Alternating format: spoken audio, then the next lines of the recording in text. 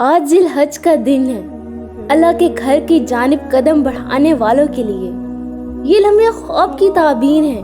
یا اللہ، جنہیں تو نے بلایا ان کا حج قبول فرما، ان کی دعاؤں میں امت کی بخشش لکھ دے، ان سجدوں میں ہمیں بھی شامل کر لے، ان کے قدموں کے ساتھ ہماری دعائیں بھی بیت اللہ کے سائے میں پہنچ جائیں۔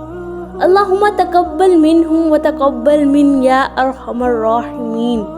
اور جو رہ گئے، جن کے ارمان ادھورے رہ گئے، حالات کی زنجیروں میں بند کے رہ گئے، اے رب اگلے سال انہیں بھی اپنے گھر کا مہمان بنا لے اور صبر کے ان آنسو کو حج کا پروانہ بنا دینا۔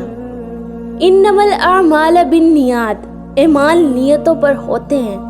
جو قربانی کر رہے ہیں، اللہ ان کی نیت، ان کا مال، ان کا جذبہ قبول فرما اور ہر قطرہ خون کے بدلے ان کے گناہ دھو دے۔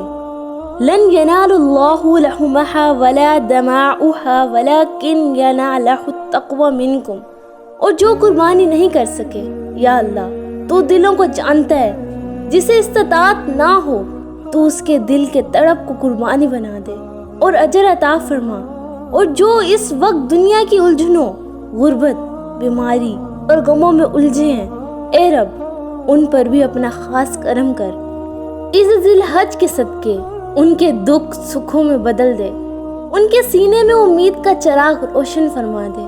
یہ دن گزر جائیں گے لیکن تو باقی ہے، بس ہمیں اپنا بنا لے۔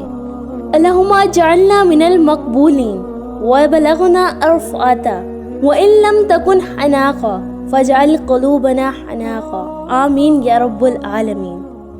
اگر دل کو کچھ لگا ہو تو ایک دعا ہمیں بھی دے دیجئے اور کسی اور تک پہنچانے کے لیے شیئر کر دیجئے۔ ہمارے ساتھ جڑے رہنے کے لیے سبسکرائب ضرور کیجیے گا۔ یا اللہ ہم سب کو اپنے خاص بندوں میں شامل فرما، آمین۔